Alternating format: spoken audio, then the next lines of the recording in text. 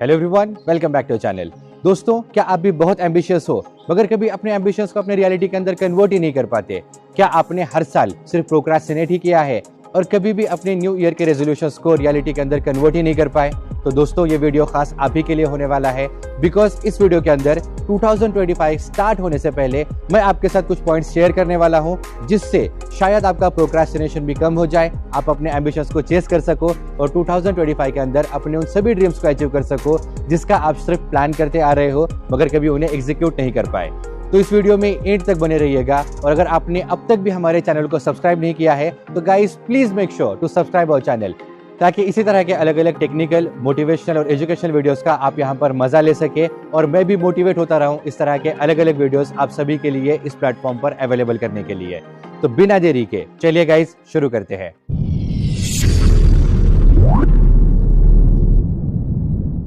दोस्तों, ये video start करने से पहले मैं आप सभी के साथ एक कहानी शेयर करना चाहता हूं। ये कहानी आज से तकरीबन 10-12 साल पुरानी है,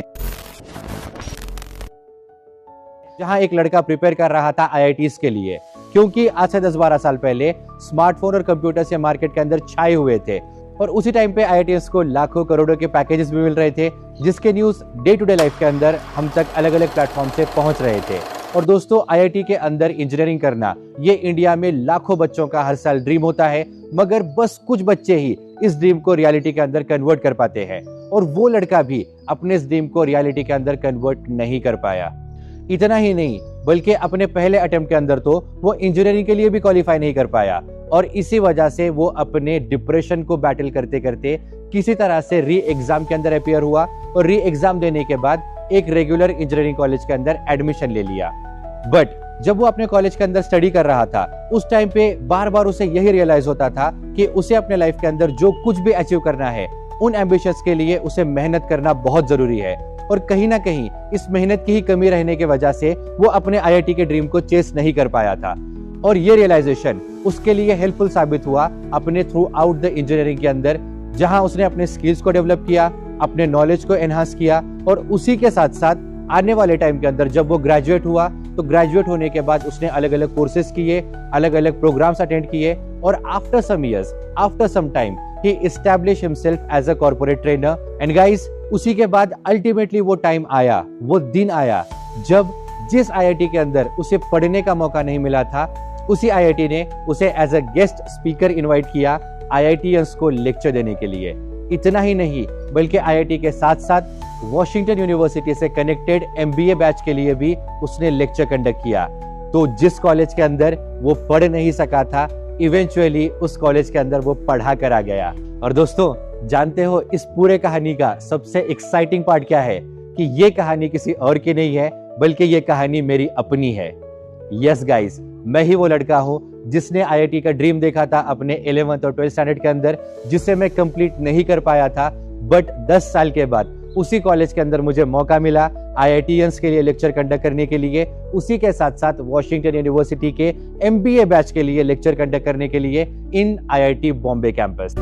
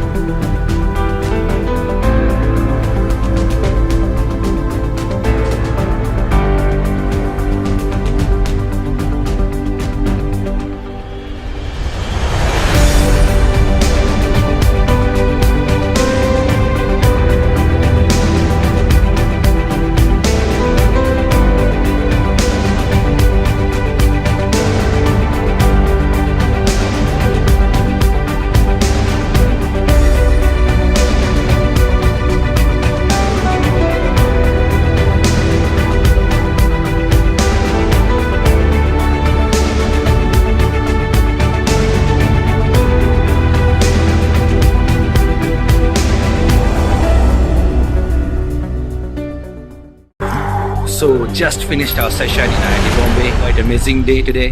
One of the best class, one of the best session we have ever conducted. Thank you very much IIT Bombay. Thank you.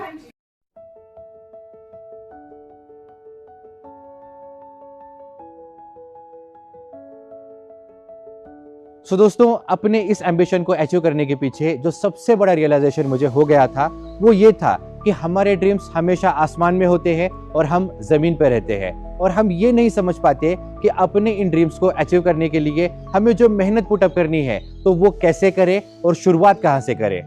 Basically हमारे साथ होता क्या है कि हम बड़े बड़े ड्रीम्स देख तो लेते हैं मगर कभी अपने कंफर्ट जोन के बाहर ही नहीं निकल पाते, या अगर हमें अपने ड्रीम को अचीव करना है तो उसके सराउंडिंग जो कुछ भी डिफिकल्टीज है, जो कुछ एफर्ट्स हमें पुटअप करने हैं, उन एफर्ट्स से बचने के लिए हम प्रोक्रेस्टिनेट करना स्टार्ट कर देते हैं, और इस प्रोक्रेस्टिनेशन के अंदर हम कभी इनफ एफर्ट्स पुटअप ही नहीं कर पाते, इनफ स्किल लर्न ही नहीं कर पाते, जिससे हमारे एम्बिशंस, हमारे ड्रीम्स और हमारे गोल्स पूरे हो सके। और दोस्तों, अगर इस वीडियो को देखते समय आप अपने स्टोरी के ऊपर भी थोड़ा सा इंट्रोस्पेक्ट कर रहे होंगे तो आपको भी यही रियलाइज हो रहा होगा कि आपने अपने ड्रीम्स के लिए इनफ एफर्ट्स पुटअप नहीं किए, या कहीं ना कहीं आपने प्रॉपर स्टेप फॉलो नहीं किए जिससे आप अपने उस अल्टीमेट एम्बिशन के माउंटेन को क्लाइम कर सको। दोस्तों, ये बात तो बहुत सिंपल है ना कि अगर आपको स्विमिंग सीखना है तो आपको पानी के अंदर जंप तो करना पड़ेगा, अदरवाइज अगर आप सिर्फ थीसिस पढ़ते रहोगे, वीडियोस देखते रहोगे, स्किल्स को पानी के बाहर लर्न करते रहोगे तो कभी आप स्विमिंग सीख ही नहीं पाओगे।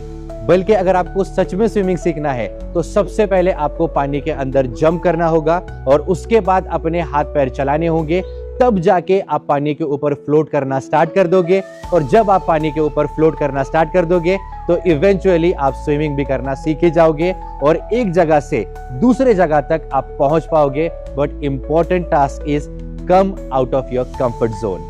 सो दोस्तों, जब मैं ये वीडियो रिकॉर्ड कर रहा हूं तो 2025 को बस 5 दिन रह चुके हैं, और आपने अगर अपने न्यू ईयर के रेजोल्यूशंस बनाना शुरू कर दिया है तो सबसे पहले बस एक स्टेप को अपने माइंड के अंदर रखना कि जो कुछ आपको 2025 के अंदर अचीव करना है उसको एक पेपर पे राइट डाउन कर लो और उसे डिवाइड करना पर मंथ के अकॉर्डिंग, विच मीन्स आपको अपने ड्रीम को, अपने गोल को, जो कुछ भी आपको 2025 के अंदर अचीव करना है उसे एज अ फुल टास्क मत देखो, बल्कि उसे छोटे छोटे टास्क के अंदर डिवाइड कर लो। दोस्तों, मैं इसके लिए आपको एक सिंपल एग्जांपल देता हूं। जब कभी आप एक फोन नंबर याद रखते हो तो आप उस फोन नंबर को, जो उसके 10 डिजिट्स होते हैं, उसे एज अ होल नंबर याद नहीं रखते, बल्कि आप उसे डिवाइड कर लेते हो आइदर 2 डिजिट्स के अंदर या 1 डिजिट के अंदर। इस वजह से हमारे ब्रेन के अंदर जो स्कीमास होते हैं, जिस तरह से हमारे ब्रेन के अंदर डेटा स्टोर होता है, तो ये स्कीमास इन छोटे छोटे नंबर्स को इजीली याद रख पाते हैं। इसी वजह से सिमिलरली आपको भी क्या करना है, अपने 2025 के पूरे गोल को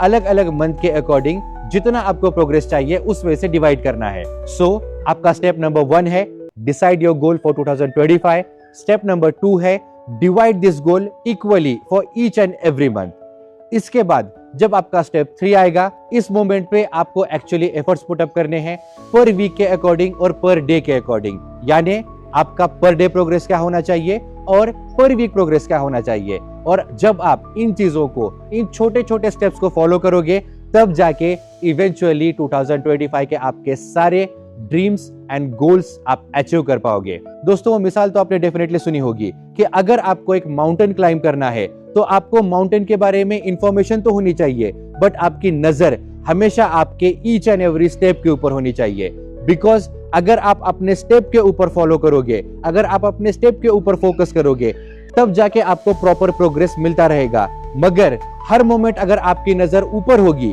हर मोमेंट अगर आप चोटी की तरफ देखते रहोगे, तो एक मोमेंट आएगा आप पीछे की ओर गिर जाओगे और आप उस माउंटेन को क्लाइंब नहीं कर पाओगे। इसी वजह से दोस्तों ये मिसाल कही जाती है कि hold the vision but always trust the process. और अगर आप इस प्रोसेस को ट्रस्ट करोगे तो आपको डेफिनेटली 2025 के अंदर सक्सेस जरूर मिलेगा। दोस्तों, ह्यूमन साइकोलॉजी होती है कि हमको इंस्टेंट रिजल्ट्स चाहिए होते हैं, मगर दुनिया की रियलिटी ये है कि आपको अक्सर रिजल्ट्स फेलियर के बाद या पेशेंस रखने के बाद ही मिलते हैं। इस वजह से कभी भी अगर आपको फेलियर्स आए तो पैनिक मत होना, बल्कि इस बात पे सोचना कि इस वैली ऑफ डिस्पेयर में जहां कभी आपको फेलियर आएगा वहां से आप एनलाइटमेंट की तरफ किस तरह से बढ़ोगे, प्रोग्रेस की तरफ किस तरह से बढ़ोगे, और कभी भी हार नहीं मानते हुए किस तरह से अपने ड्रीम्स और अपने गोल्स को अचीव करने की तरफ फोकस करोगे।